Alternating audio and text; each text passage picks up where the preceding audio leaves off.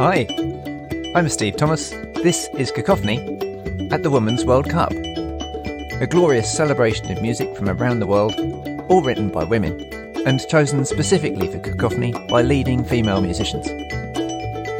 In this episode, we feature music from Switzerland, where Katharina Nohl is busy planting women's music in the collective memory of society. This summer, it's the Women's Football World Cup, one of those rare periods when the world's gaze is turned on the achievements of women for a decent length of time. In the football, it's 32 teams and 64 matches, and on Cacophony we're widening that gaze to music, with a sort of not the World Cup of largely classical music. For each game of football, we'll pair up two pieces of music from the countries involved, and you'll choose your favourite, with the winner taking the points or going through to the next round. I've invited a leading musician from each country playing in the World Cup to curate the music, and so before the football action gets underway in Australia and New Zealand, we have a series of podcasts looking at each country in turn. We'll meet the curating composers, hear about the pieces they and their compatriots have written, and enjoy a feast of often new music, all by great women composers.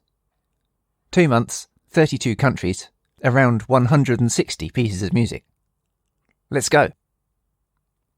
Switzerland is a small landlocked country slap bang in the middle of Europe, with a population of just under 9 million people, about the same number as London. Katharina Nohl is an award-winning composer, pianist, audience member, mother, mentor and publisher. She's the founder and organiser of the Swiss Female Composers Festival, which makes her ideally suited to introducing music from her adopted country. I kicked off our conversation by asking Katharina how she got into music and composing. Well, I was raised with a music background. I had to play piano. Obviously, I wanted to. I was so young and so little, I don't remember. So I basically know all my life was piano. And I went then to study in Southampton. And we must say, we studied at the same university. And there were already things like, you should compose. And then eventually I did come down to compose. And it's really cool. It's just so much fun. It's just so much fun, especially for orchestra.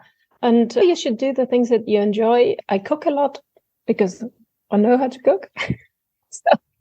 And cooking is also creative, and you put things together and try out new things and so forth. Yeah. So it's just that I don't know my life without music. So I do it. Great. And Switzerland, when we spoke before, you were explaining that Switzerland has a population that's 25% immigrant, not even second generation. But yeah, exactly, first generation. And you're included in that 25%? Yeah. Well, I see myself, I brought fresh blood. I see myself as an enrichment. When you come from a background where you don't flee as such, but it's a matter of choice where you settle down. I come here with a very different background because I met my husband and then we decided, we stay here. Other people that escape places for whatsoever reason, that's a different matter. So people from Germany just enjoy living further south because life is different. Lifestyle is different. You've been in Switzerland since 2002? No, it's around 2000. That's pretty long. So you're well qualified for representing Switzerland in this game. It was in the back of my mind for a long time because I grew up with female composers. That was a normal thing. Okay, there weren't many, but we didn't make a big story out of it. We are talking about 25 years ago. But we did have the subject in Southampton. We did talk about female composers. But every country has its own kind of time frame. And so here in Switzerland, it was still very no topic or only for insiders. And then I discovered, in general, women are very badly connected here because men usually do the connections during the military service. Oh, right. Yeah. Now, women don't have that. And so there is a lot of this connection missing, of that these bonds that they make in military, they last for basically really until they pass away. There's loads of them. We still hang out together. It doesn't apply to everyone, but it does apply to the majority of people. Everyone has to go into the army in Switzerland? All the men have to go into the army? Yeah, they do. First you go for 3 months in total, and then you split it up in smaller, like 4 weeks, 2 weeks dosages for many years. Also, if you look into that meta of weapons, every household has a gun because of the man that is attending military service. Because you keep your army weapon at home? Yeah. But maybe we don't talk about weapons so much, just that they connect there, and women don't. They don't have a good network. There are more and more connecting platforms coming up now, also with social media, business women, and there's Women's Circle, and encouraging women happens. And you set up the festival for Swiss female composers? Yeah, I did. One day I sat in bed and I said to my husband, I'm going to do it now. I'm going to set up a homepage and I'm going to do it. And I had so many emails. I always say, if you want to improve something, you need experience. And if you haven't got experience in the practical way, you can't get better. So writing is one thing. Getting it performed is another thing. Things can only get better by doing, integrating, performing, and having it performed, and that they can listen to their music, they can listen to other people's music. I always call it the collective memory of our society. And the change happens there. If you want to change, you have to change. You have to implant it in the collective memory of our society. Yes, I like that. Thank you. So you've brought us pieces by entirely living composers. Exactly, because I say, well, I can do something for the living, and that's what I'm here for. I can really make an impact for those that are living and trying to get their music heard. At the time when Mozart was alive, they played stuff what was newly produced, 5 years old. It was old. You don't play that anymore. But now we're stuck. Why are we stuck with all this old music? Great. Let's talk about some of the pieces. Yeah, so I know Julia Schwarz. She is American, and she's been in Switzerland for more than 36 years, actually. I asked her, I called her again, said, how many years is it now? And so she's a conductor for choir. And that particular piece, what I chose, that's Das Christkind im Walde. Christ Child in the Woods, is that? Very good. It's based on 2 poems from the German author Anna Ritter, and she asked her, what did you imagine when you had this in mind when you composed it? She said she just imagined pictures, and because she liked the 2 poems, trying to merge them somehow.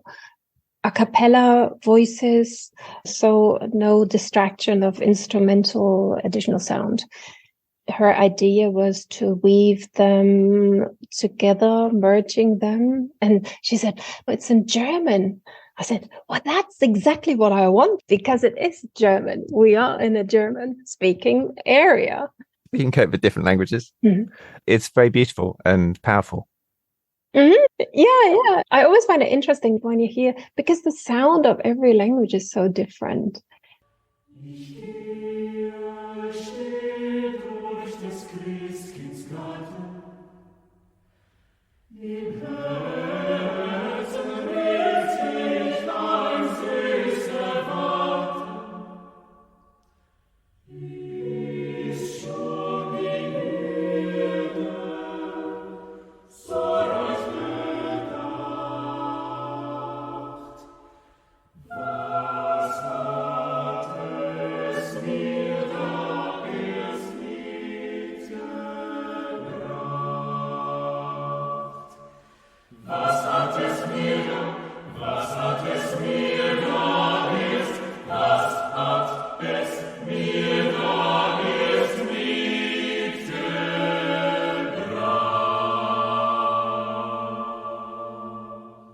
You've brought us a piece by Jana Eisman, a piano work. Yeah, Jana Eisman, she hasn't got a repertoire of orchestral or something pieces. She's a trained pianist of Polish origin, but grew up in Russia, came to Switzerland to study in Zurich, and she got married. She's got 3 children. And because not long ago she had the 3rd child, the time for composing gets reduced. In Switzerland, you just really have the choice as a couple.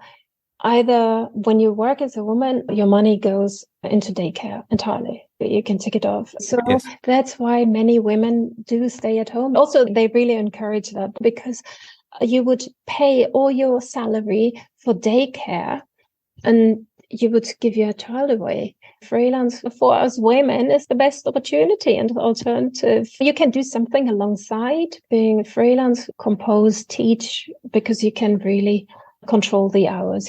Yeah, so she's a pianist and you can see it and you can hear it, as in when I hear female composers performing their music, I can tell they are pianists or not, because they just play it differently. And also they compose differently because they understand how the piano works.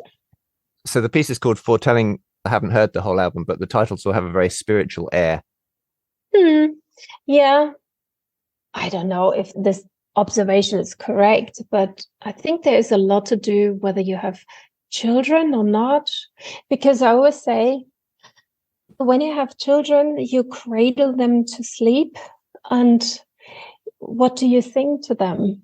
You sing tonal, traditional music. You don't sing amplified, atonal, experimental music, because it's just very devastating for the outcome.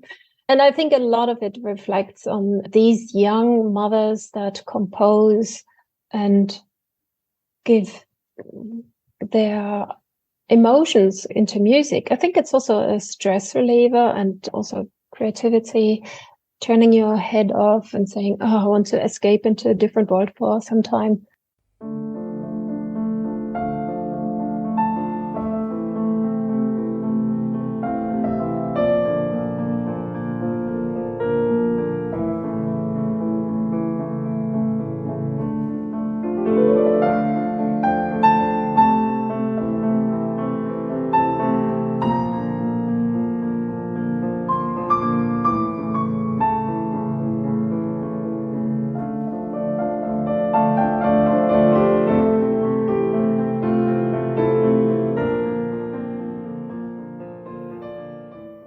While we're talking about reflective, harmonious music, your piece, Crystal, for violin and piano, is similarly reflective. Yeah, I just wanted to write something that people love, because I said to my friend, I'm going to write a hit. Very humble, I know. Yeah. I'm going to write something that goes easily into your ear. But it still has its ups and downs, like these really good piano pieces. But then comes the marketing. And if you don't have that, well, it stays in the drawer. Well, it's out, published and everything. Initially, I only had it for piano. And then one day I got a bit bored by the piano and I thought, I think that needs something else. Right. And I put this violin voice on top. And then I saw Alexei Gudesman, met him after a concert, and we sat there in the restaurant and there was a piano, and he said, okay, let's go and check this out, what you wrote. And so we played and we worked on this piece for 1 hour together, and the audience all came back into the room and wanted to listen how we kind of worked on this piece together. Being two, I'm the pianist, he's the violinist. He understands his instrument and he's definitely a lot more advanced than I am, and skills, what you can do on the violin, and blah, blah, blah. And these are, and by the way, I can see you're coming from a pianist background. That's why you're right for the violin like that. And he said, but it's cool. And then it was like back and forth. Oh, I like it this way. No, I like that way. Oh, no, we leave it that way. And so we tried it and it was really cool. You don't feel this hour that goes by. we didn't have to discuss like tempo, which is if you meet up with a really good, you meet your friend and you don't need to discuss certain basic things because you feel the tempo. You don't need to discuss it. It's like when you haven't seen a friend for a long time, but you just latch on, just the way you left. And that was just...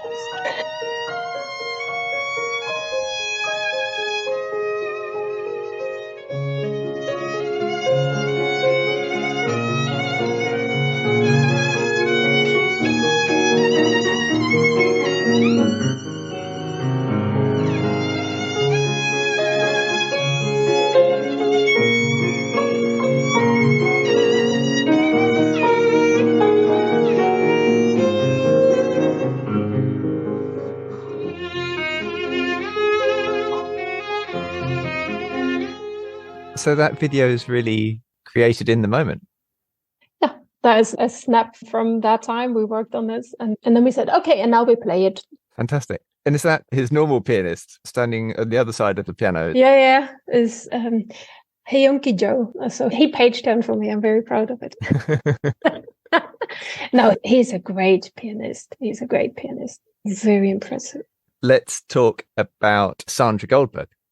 Yeah, she's also American, but her ancestors come from Russia.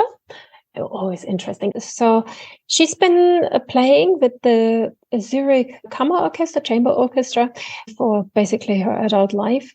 And so she's well established in the music world here in Switzerland. And she was for a second violinist for long. Then she was moved first violinist. And however, she composed alongside one way or the other.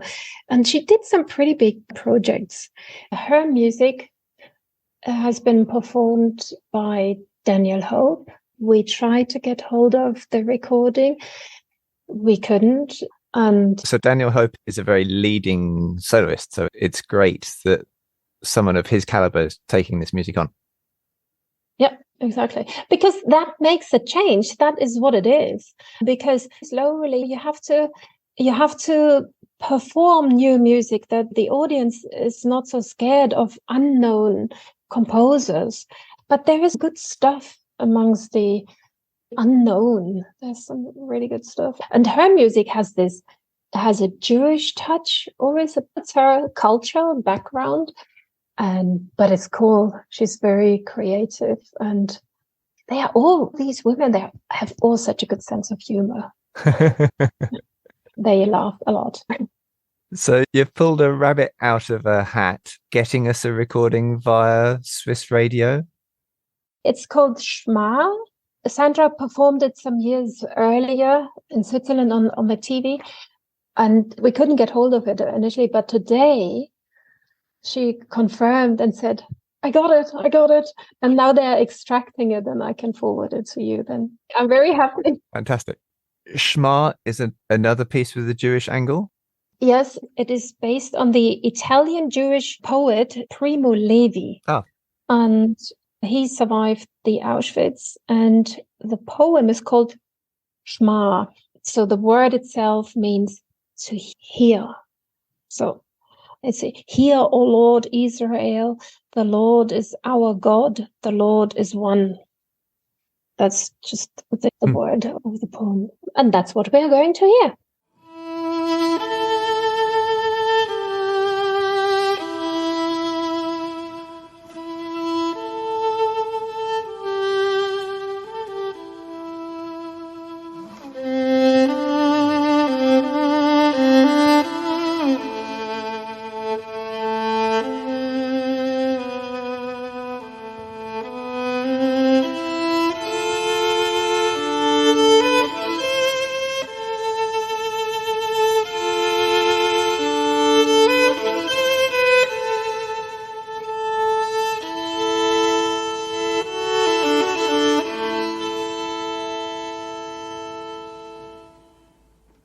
Great. By way of almost extreme contrast, we turn to Natalia Marchenkova-Frey. Funkensonntag, yeah. Funky Sunday. Funke is like a spark. It's for hackbrett. So hackbrett is like a cymbalum. Well, the cymbalum is bigger, but hackbrett is really, in German, the broad category of all the instruments that are being hammered, like a dulcimer. So it's like piano strings or harpsichord strings, but you hit them yourself with hammers that you hold in your hand. Yeah, wooden, with either with a leather or with felt. It depends what kind of instrument. I wasn't aware of how big the variety of this hackbrett is, because you have, even in Switzerland, there are 3 different kinds. Then you have to know the range, and they sound different. And then you have the ones in Austria and the ones in Bavaria. But it actually is a very old instrument. They are all related. They are going back to the former Russian area, the Baltic area. India, they have something similar, also in China, Japan. Yeah, so the Africa. Instrument, especially north. So this instrument is just really so international. But in Switzerland, it's played in a very traditional way. Anyway, if I just say something quickly about Natalia Marchenko, right? Yeah. Really interesting as well. She was in Lemberg for a long time, which is Ukrainian town close to the Polish border. And she was a renowned composer in the area. She then married a Swiss husband and settled in St. Gallen. And there she has done some huge projects. Unfortunately, you can't record them. They are so big and you have to see them in the setting. One of the projects was aligning the bells of, I think, 5 or 6 churches of St. Gallen, and then you sit on the hills because it's so down in the valley, and you sit up on the hills, oversee the town, and then you hear this concert of the bells ringing. They had a huge organization of volunteers. It was a huge town setup, and she was the... Oh, what a terrific idea. Yeah, and I have chosen, because hackbrett is the Swiss instrument, and we have now Sonntag from Natalia Marchenko. And it's funky and energetic, and it's certainly not a sleepy Sunday morning where everybody's in church and the town square is empty. It's vibrant and exciting. The contrast to the tranquil music from earlier.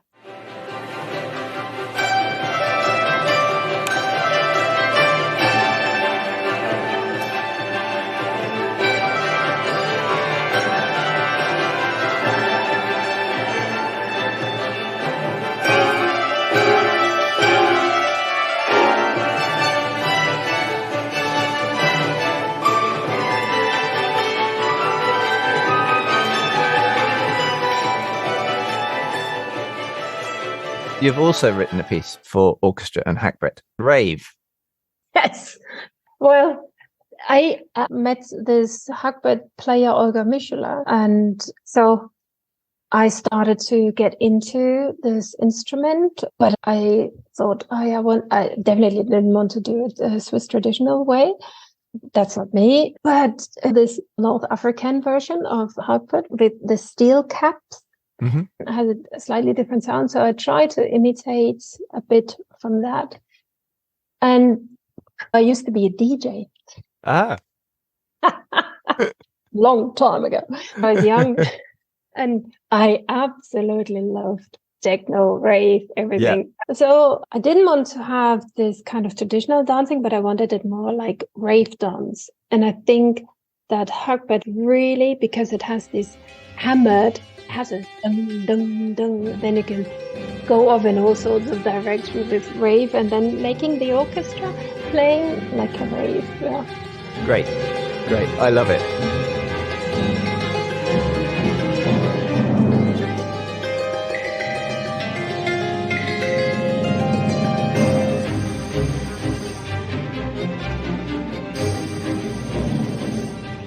I think you've managed to capture in the musicians that you've brought us a real sense of Swiss women's music being very vital and alive. And at the same time, in this conversation, I'm picking up a sort of a respectfulness of tradition.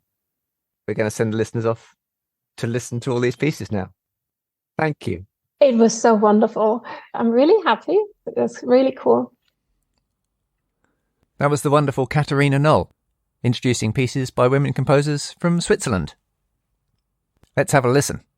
There's a YouTube playlist in the podcast show notes. One click to play them all.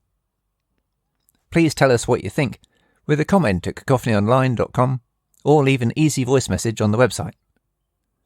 Who do you know who'd enjoy this episode and this feast of vibrant new music?